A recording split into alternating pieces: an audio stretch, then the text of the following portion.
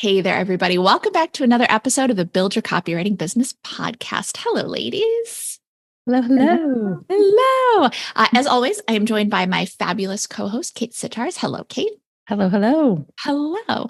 And today we have the pleasure of being joined by CCA student extraordinaire, an expert copywriter, and also a member of our team, of the Nicki Kate media team, of the Filthy Rich Writer team, Rebecca Houston. Hey, Rebecca. Hi, Nicki. Hello. We're always super excited to dig in and talk to copywriters and talk to students and all that kind of thing. But we're extra excited because Kate and I get the opportunity to work with you on a regular basis because you are one of the writers on our team. So we can... Can't wait to get to that. Yay! Yes. Can't wait to get to that. Yes. That's a fun part of the story. Yes, it is. But before we get there, slow your roll, Kate. I know. It's my favorite part of the story, but it might not be. I shouldn't make assumptions. You don't know what's coming. Yeah. Rebecca, first of all, thank you for being on the podcast. We're super excited to chat with you. Thank you so much for having me. You are so welcome. Thank you. But really, let's go all the way back to the beginning. How did you get interested in copywriting to begin with? Yeah, so we'll take it right back. It definitely hasn't been a linear path. I think like most people, lots of twists and turns, which I'm sure we'll get onto. But I think most of my career choices up until copywriting were very heavily focused around my language skills. So I did German actually at university.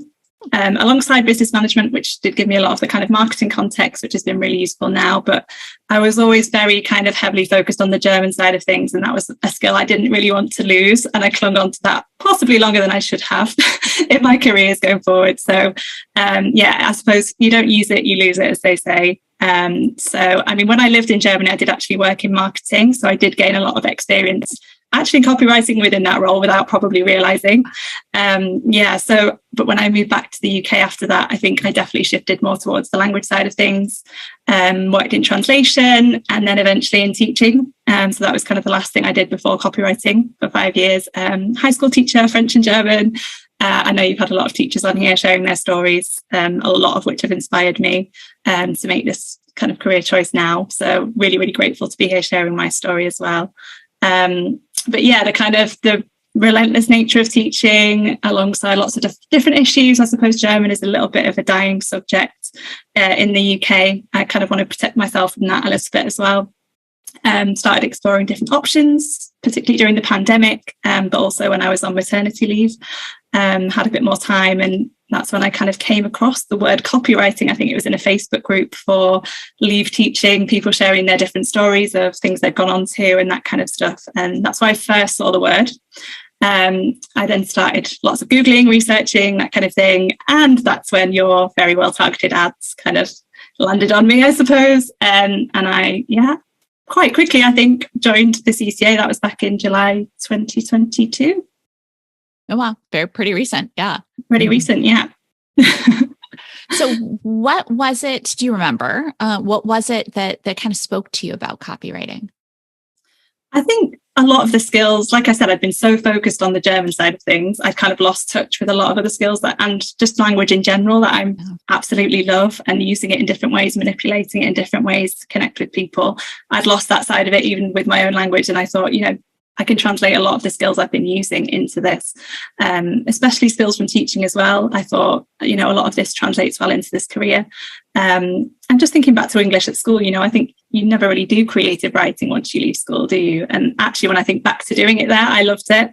And it was an opportunity to kind of reconnect with that passion.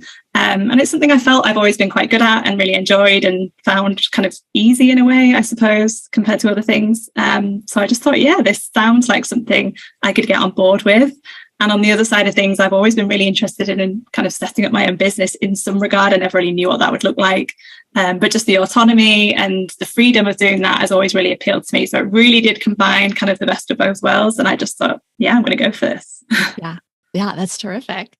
And so what was your path once you got into the CCA, once you started learning and digging in? Yeah, so it was kind of halfway through my maternity leave that I signed up to the course. So it kind of felt a little bit like crunch time to get things up and running. I never really kind of went in with the expectation it would replace my teaching career. So I never thought, I'm not going back to teaching after this. I kind of just thought I need to build it up to a point where it's kind of running as a side hustle, or, I can pick up the skills and use them even when I go back to teaching. So I just thought, right, I'm going to take action. I'm just going to take action where I can. I was very much of that attitude, as opposed to I'm going to sit down and go through every single module and write loads of notes. I wasn't that kind of student at all. So I'm probably embarrassed to say my completion rate of some of the modules is not great, but I've kind of gone back and just used them as I've needed them. So that's been a really, really useful thing for me in lifetime access. Thank you, Nicki. But yeah, I was just very much into taking action. So I was getting the spec ads up and running as soon as I could, finding designers to work with. I think I was very keen to get feedback as soon as possible from the group. So that was a priority for me, to just get something in there to kind of, I guess, get the validation that I could do this. I just wanted someone else to tell me, yeah, you're good at this. Like, that's, all I needed to hear, really. So once I kind of had that, I was up and running a little bit more with my portfolio, getting that ready. But it was only a month after I joined the CCA, there was kind of a bit of luck in my way, I suppose. There was an opportunity posted in the CCA group by the lovely Adele, who I know you have had on here before. She's over at the National Women's Health Network doing great things, and she posted an opportunity for someone to write some kind of blog work for them. Originally, I think that's what it was. And I saw this and I just thought, yeah, this sounds great. And it was kind of topics that interested me about maternal health and things that were just very relevant to my life at the time. At that point, I had absolutely no portfolio kind of ready to show anyone. I had absolutely nothing. I had some spec ads that were completely irrelevant to this job. But I just thought, I'm going to go for it. I'm going to write something specific to this, and let's just see what happens. I think it was probably a good thing I hadn't been in the group for a long time at this point, because I probably would have talked myself out of it if I'd been in there for a while and seen all the other amazing people in there. But I just went for it. I emailed her and sent the blog that I'd written on one of the specific topics. Again, very value-based, as you always tell people. And, to my absolute surprise, she emailed back a couple of days later saying, yeah, let's, trial this out for a short while. It was actually more to do with their podcast that they were launching at the time. They wanted someone to write kind of show notes and content around each episode. So did that on a kind of trial basis for a few episodes. And then, took it from there, really. So that was my very first copywriting client, which is very exciting and allowed me to pay back the course very quickly. That was a bit of fortune and a bit of kind of, taking action on my part. I think the combination of the two that got me there. But that was kind of how I got the ball rolling. I was going to say, don't discredit yourself for all the work you did. Yeah. The fact that you took it, that's 99% of it. Never mind. Yeah. Well, and to your point, it would have been very easy to be like, no, I'm not ready. I should wait. There are other people, so many other people in the group. Somebody else is going to get this. And I don't say this, and I realize that tone might have come across a little condescending, but I think it's the tone all of our yeah, exactly. All of our brains speak in. Yeah. So good for you for doing it anyway, because that's what it comes down to. And it comes down to pitching. And they say this, this already, but for everybody listening, is that there's no downside to pitching, as long as you're not pitching in an annoying, give me word kind of way. As long as you're pitching in a way that provides value, there's no downside ever. Yeah. No. And I think, that is very evident from providing just a specific blog that was written for that task. That really helped. I think it was almost to my favor that I had no experience in this situation, because it allowed me to do that. And I hadn't been pitching that much. So I hadn't kind of received the rejection, I suppose, at that point to, give me those kind of imposter syndrome feelings of, oh, well, what's the point of doing this blog? I'm not going to get a response or something. So I suppose it kind of went in my favor that this came quite early on. Yeah. Well, and I love that you wrote that blog post, that you went it's funny because, we say extra mile, but really in terms of what it took for you to write the blog post, it's not like it was like, oh, this is so difficult. You put in effort, certainly. And I'm sure when you wrote it, went back and revised it probably a couple of times, but it's not even often that we have to go the extra mile, but even just going like, the extra couple of feet, because what you did by writing that blog post was demonstrate that you cared about this and you cared about this opportunity, and you wanted to really show that company, or excuse me, that organization, what you can do. And that the great thing is that it not only demonstrates your skill, which is certainly very important, but it demonstrates that you care. And it sounds like, well, I mean, obviously I care, I'm applying for the job, but I want to say to everybody listening that that's not true of most people. So many people that apply for work, or even that send in pitches, like, kind of don't care. So many people are just putting in the bare minimum. So when we show up and we write a great pitch, and we also, in your case, sometimes it'll be necessary, sometimes it won't, many times it won't be. But I love that, because you knew, I don't have what I would love to show them in my portfolio, that you created something for them. And I'm kind of it's a long-winded way of saying good job, really good job. And so where did your career progress from there? Yeah, so I mean, it was an amazing opportunity anyway, but I think it also enabled this kind of light bulb moment for me. Maybe a few weeks down the line or a few months maybe after working with the National Women's Health Network, I just literally one day was just like, I think I was maybe struggling with what to pitch to clients initially. And I think a lot of people have that struggle very early on in their career, because they just don't have the experience of seeing the kind of materials that people need, or use the kind of the whole customer journey and how things fit together. So I was struggling really with what I was offering to clients. And then I just suddenly thought, well, if the National Women's Health Network needed this whole document of, different content to go alongside their podcast, then surely most other podcasters would be very interested in this as well. So I just decided to take this formula and go to lots of other different podcasters with it.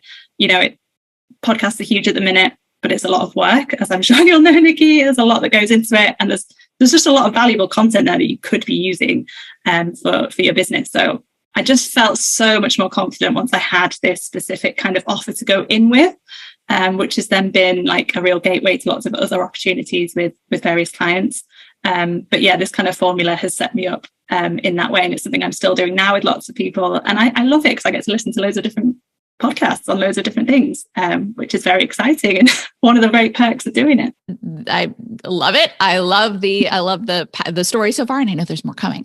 But now I'm curious, because if I'm not mistaken, you're actually not teaching at all anymore, right? No, not at all. So my initial kind of thing of thinking this was going to be a side hustle, it turned out not to be a side hustle, and I did go straight into it. I did not go back to teaching after my maternity leave, which was Bolshy, to say the least. Mm-hmm. But after landing the women's health thing, and just getting that confidence, and then I think I got another couple of additional clients on top of that, I basically matched what I would be earning as a part-time teacher, for a lot less stress, for a lot less fewer working hours, and all the rest of it. So it just didn't make sense to me to go back. I could see I was making it work, and I just wanted to continue on the path. I knew if I went back to teaching, I would not continue in the same way that had been. You kind of lose everything you built up. You wouldn't have the time to work on it, and it would just get put to the side. So I just thought it's kind of all or nothing at this point. So obviously had the kind of difficult conversation with my partner of, I'm just not going to go back. Is that okay?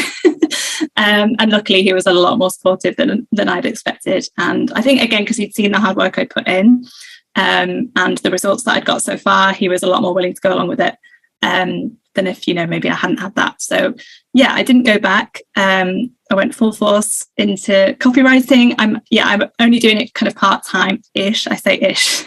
So kind of technically 3 days a week, but there is a lot more that kind of goes into evenings and weekends and stuff. But technically part-time, obviously it's a lot more flexible in that regard. So that was kind of back in January, February time, 2023. I should have been returning to work, but that's when I kind of officially, I'm going to say, went full force on my freelance career with copywriting.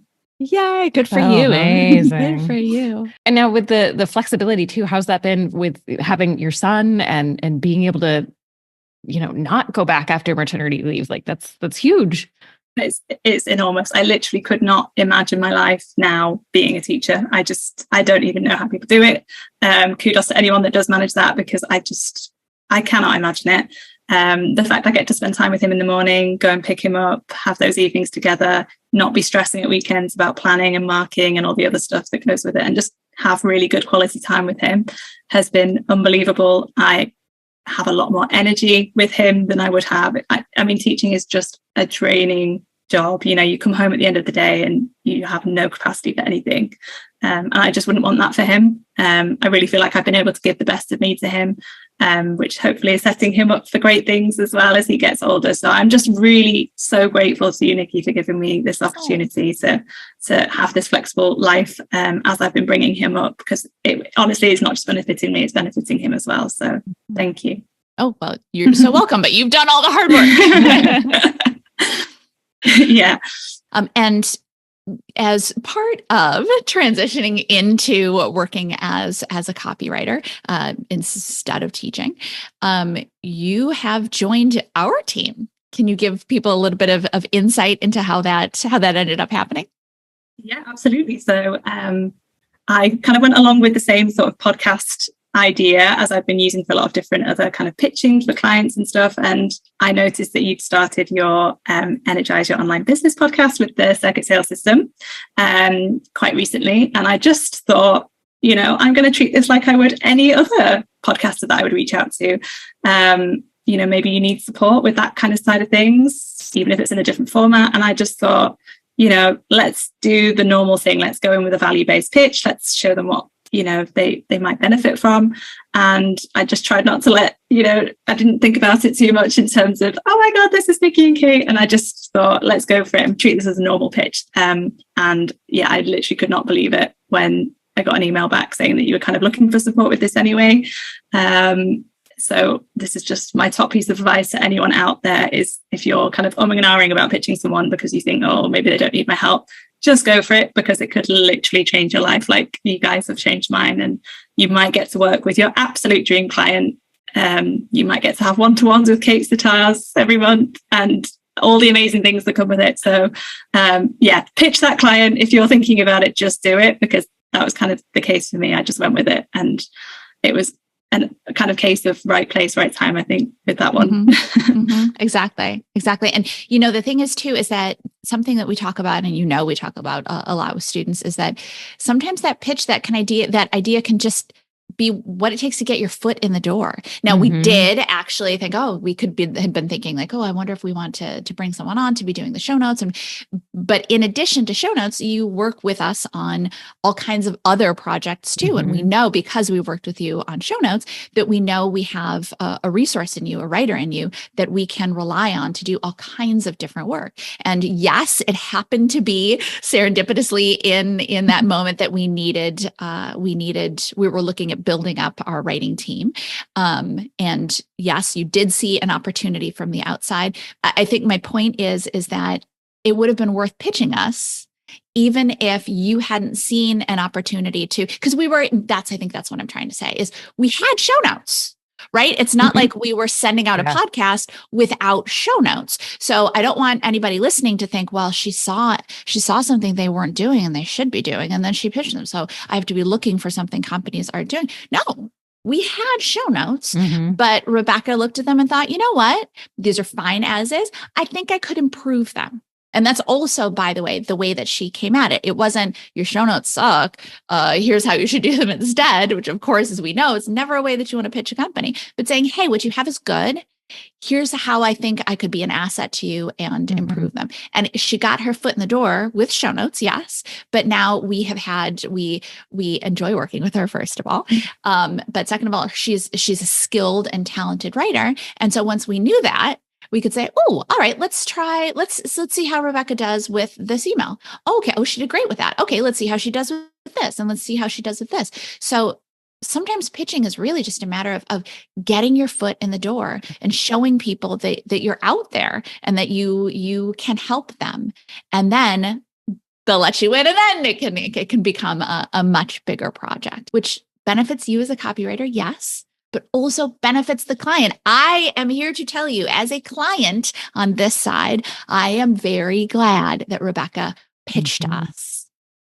Yeah. And we were a typical client. I feel like we had, this wasn't a job we had posted at all, to Nicki's point, and that we had show notes. I think we even brought you in on other projects first because we were like, nah, show notes are fine, like whatever. And then you came in and it was like, oh no, she's so good. Like we knew she was good, but like let's get her on everything we possibly can. But yeah, we hadn't posted this job because we were like, yeah, we kind of need copies. We're in that place of too busy to post a job. And so then getting this pitch was like, oh, this is exactly what we need. So yeah, we couldn't be happier is all that's to say that you reached out.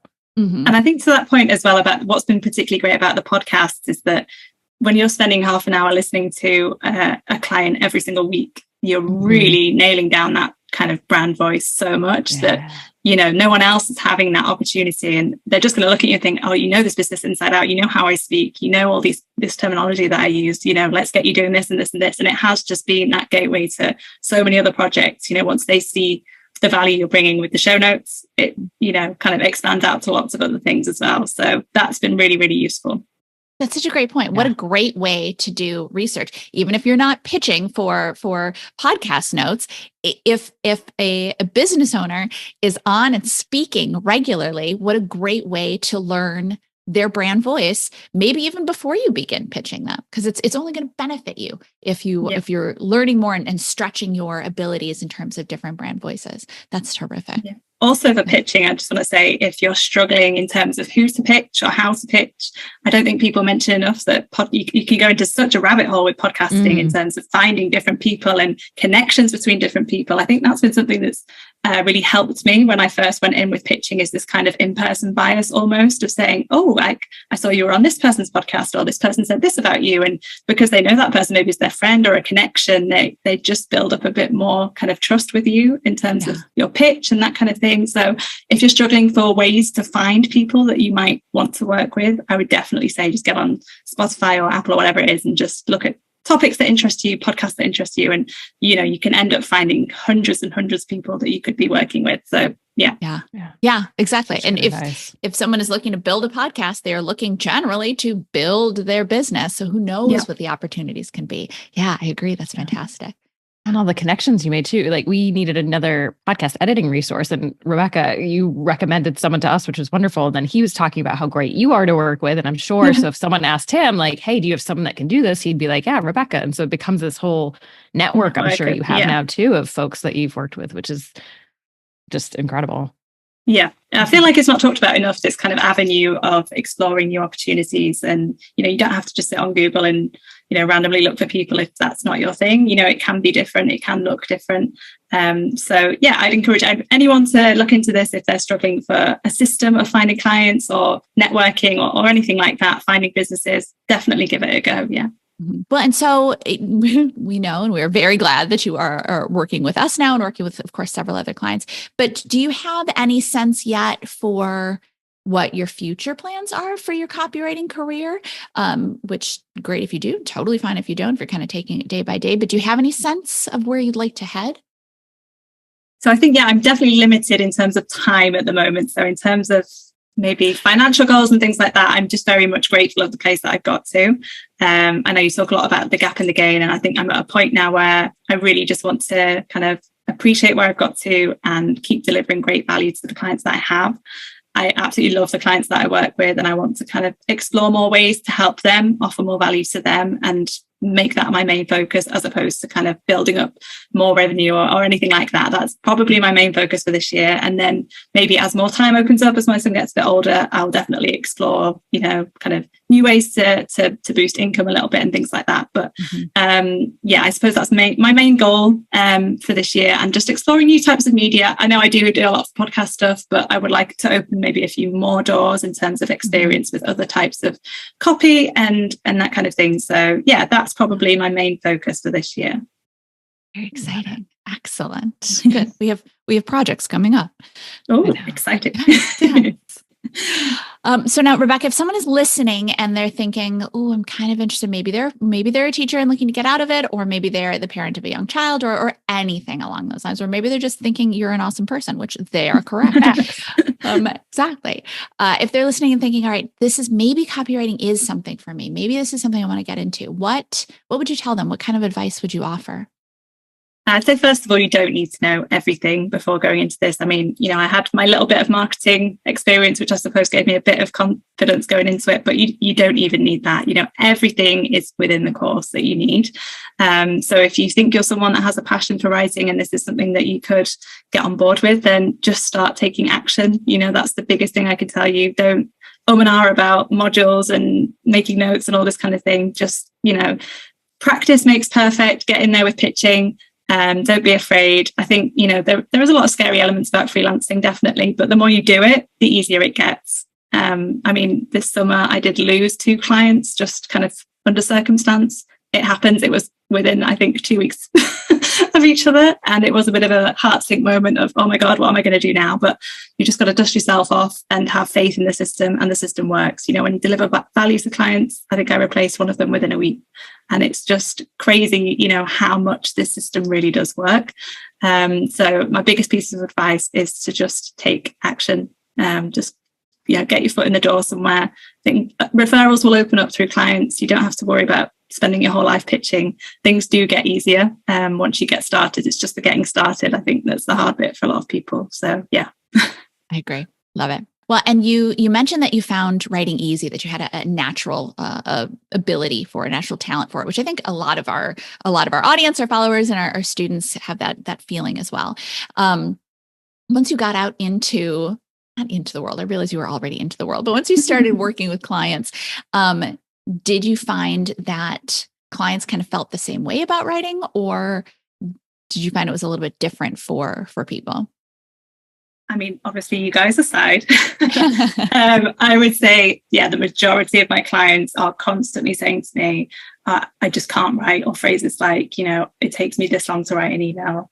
I'm so happy to just give this to you. They really do struggle to put words onto paper. I think even though it's their business, I think sometimes it's a case of they're so within their business and so close to everything, they find it hard to kind of see things through their target audience's eyes and phrase things in a way that resonates with them. There's that side of things, but I think in general, a lot of them do just struggle. A lot of them kind of work in kind of medicine, health care, that kind of thing, and they're not wordy people. I mean, it really depends on the field, I suppose, but a lot of my clients are saying to me, this is taking me hours and hours to do. Please, can you do this? Mm-hmm. So it doesn't come naturally to everyone. So if you're thinking, well, if I'm good at writing, then why would my clients think this? That's not the case at all. People do struggle with this. It does take up a lot of their time, even if they are good at it. So you are definitely providing a really valuable service to them if you can take that off their plate.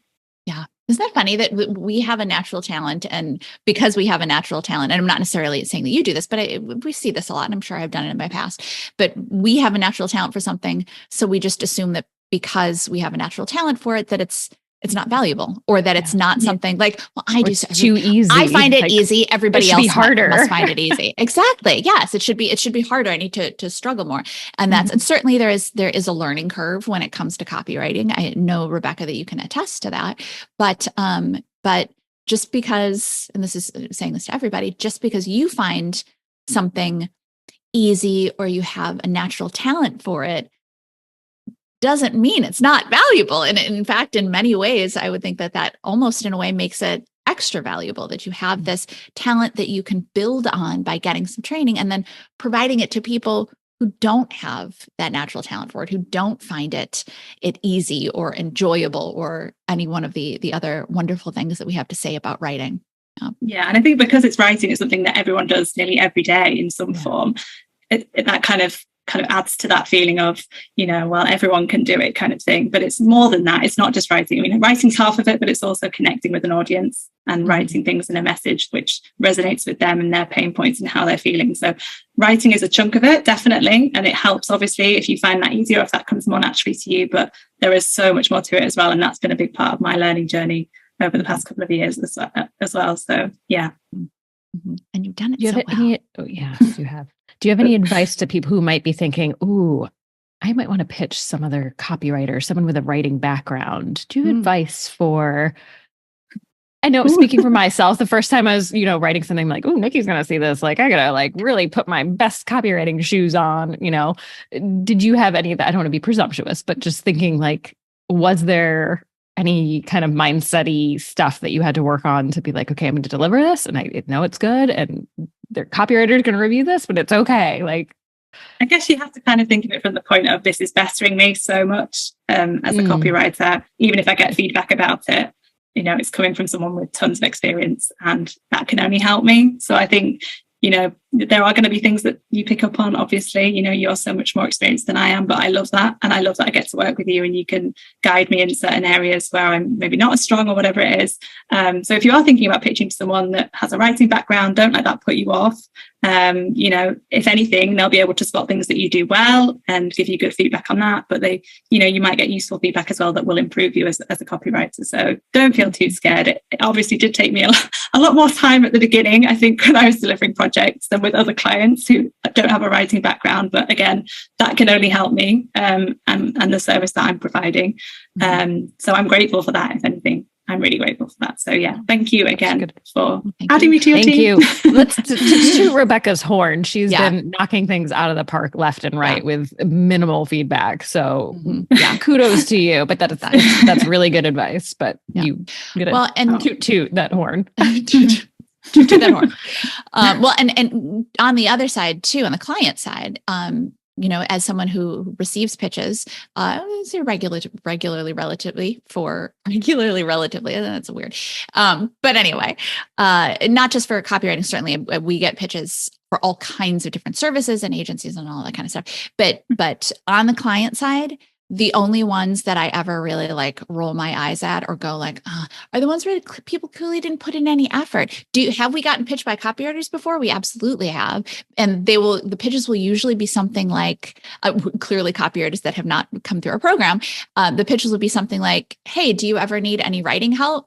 Let me know. Like, oh, no. You know, and the same thing with pitches for other kinds of services, because it's about them. They haven't done any research into the company. You know, I'll get things to say like, hey, at Nicki K Media, I just learned about Nicki K Media, and I'm so excited to reach out to you because we help other agencies. But like, well, we're not an agency, so you didn't even do the bare minimum. So it's kind of getting back to that going the extra mile. The process that all of you are learning for pitching, putting value first, we want to really focus on this for you because it's from the client side, it's going to feel a whole lot like you've gone the extra mile. But from our side, we want, as copywriters, we want this to become natural for you, not just pitching, focusing on value, but every conversation with your clients, focusing on value, messaging where, hey, I had this idea, all that kind of being a partner, a true member of the team. Like, yes, Rebecca she's freelance, but she's part of our team. And in fact, most of our team are freelancers, but they're part of our team. And when all of you pitch yourself in a way that is focused on benefiting someone's business, first and foremost, you demonstrate that you have that potential to be a team member. And that is what sets pitches apart. And that's why one of the reasons that we got in touch with Rebecca. And so just a little bit of feedback from the class, as someone who gets a lot of pitches, and a lot of them, quite frankly, are real bad, but none of them have ever been the style that we teach, that the value based. And then I realized that your schedule is busy. Part of that is us, quite frankly. Yeah. But if someone is listening and they're thinking, oh my gosh, Rebecca's amazing. I want to see her stuff and I want to see if maybe she has time for us as well. How can people find you? Yeah, so you can find most of my information on my website, which is thecopymachine.co.uk. And I will definitely make sure it's all up to date by the time this goes out. We will have a deadline for you. No worries. Yeah, that's part of the reason why I'm doing this. Yes, right. The best reason to come on the podcast. I need the pressure. Yes. Humans need deadlines. Nikki says it all the time. It's true. Especially when you're working, right? Because exactly. You're like, I don't need to update it. Yeah, on your own stuff. Exactly. But we will link to Rebecca's portfolio if you want to look at it, so you can click. I will make sure it's in the show notes. Oh yeah, right. I will personally make sure. I totally forgot how meta this is. Wow. Should we have someone else do your show notes? I feel bad. No. Well, unless it's awkward, but I know. I get to big myself up. Exactly. I'd be like the best copywriter they've spoken with yet. Oh, I hope you do something like it. Winky So if you're listening, check the show notes just to see. I get to do the title. Oh yeah, you do. Oh, you can. Yeah. Usually, yeah. So exciting. We'll see. I know. Amazing. This is so fun. I love it. So Rebecca, thank you again. Number one, for, of course, coming on the podcast. Pitching us to come on the podcast. And pitching us to come on the podcast. Moment.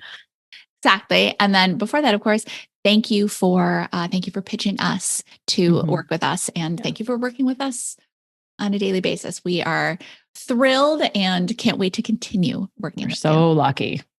Oh, well, thank you, first of all, for the course, which changed my life. And secondly, thank you for welcoming me onto your team, which has just been an amazing experience so far to work with all of you guys. I love it. It's absolutely the favorite part of my day doing work for you guys. So thank you so much. Well, thank you. Thank you. To keep the favorite client status. You gotta give us 100%. what else we have to do to keep that spot. You're well ahead. Oh, amazing. Well, thank you. And with that, we will catch you all in the next episode. Bye, everybody. Like what you heard? Hit subscribe so you never miss a video. And if you're ready to take the first step toward becoming a copywriter yourself, sign up for a free video training right here.